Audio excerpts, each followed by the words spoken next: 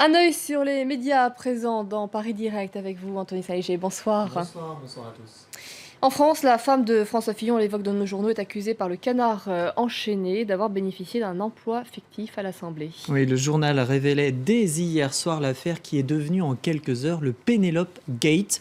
En deux mots, l'épouse de François Fillon aurait en 8 ans touché 500 000 euros comme attachée parlementaire et 100 000 euros comme critique littéraire dans la revue des Deux Mondes. François Fillon a réagi ce soir, notamment en demandant à être reçu dans les plus brefs délais par le parquet financier qui a ouvert une enquête. Il compte défendre son honneur, dit-il.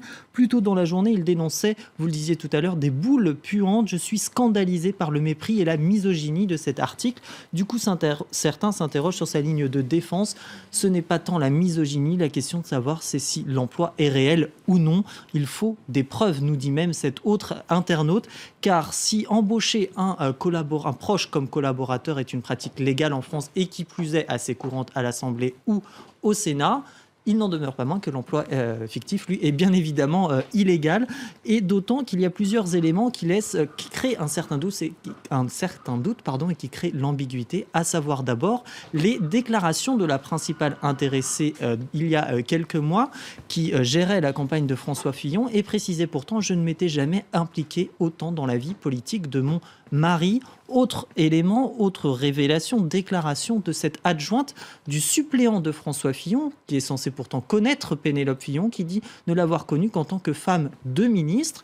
Autre déclaration, cette fois-ci de journalistes parlementaires, notamment Olivier Picard: depuis 25 ans, je n'ai jamais croisé Pénélope Fillon dans le palais Bourbon. Et puis aussi, élément non négligeable, c'est l'argumentaire assez bancal de certains républicains qui ont cherché à défendre François Fillon, comme par exemple Bernard Accoyer, l'ancien président de l'Assemblée, qui reconnaît avoir vu souvent à Paris Pénélope Fillon sans pour autant expliquer vraiment le contenu de son travail.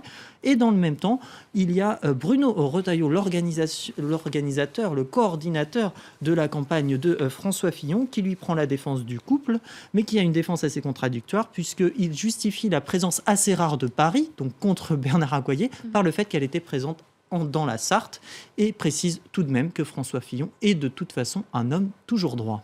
Alors justement, c'est ce que certains ont tenu à lui rappeler, son image d'intégrité qu'il a souvent défendue. Oui, à commencer par François de Rugy, le candidat à la primaire de gauche, qui a repris une des phrases d'un discours assez offensif qu'avait eu François Fillon à l'égard de ses adversaires pendant la primaire de droite, qui imagine le général de Gaulle mis en examen, visé évidemment Alain Juppé et Nicolas Sarkozy. Alors d'autres se sont amusés du chiffre de 500 000, puisque c'est le même nombre de postes de fonctionnaires que veut supprimer François Fillon.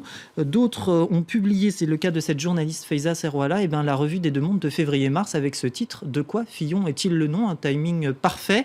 Et certains ont déjà la réponse. C'est le cas de Laurent Gaz qui nous dit: c'est un nouveau Tartuffe chrétien dans ses propos, beaucoup moins dans ses actes. Il faut dire que beaucoup ont repris des arguments de campagne en les retournant contre lui-même. C'était en janvier dernier, il avait accusé ceux qui profitaient du système, par exemple. En 2012, il dénonçait aussi injustice sociale contre ceux qui travaillent dur pour peu et ceux qui ne travaillent pas et reçoivent de l'argent public. C'est la magie de Twitter de pouvoir ressortir des tweets assez vieux. Et puis plus récemment, en novembre, lors du dernier débat de la primaire à droite: on ne peut pas diriger la France si on n'est pas irréprochable. Alors, il y a eu donc une enquête qui a été ouverte par le parquet national financier. Le couple Fillon risque jusqu'à 1 million d'euros d'amende et plusieurs années, 10 ans d'emprisonnement si l'emploi fictif est avéré.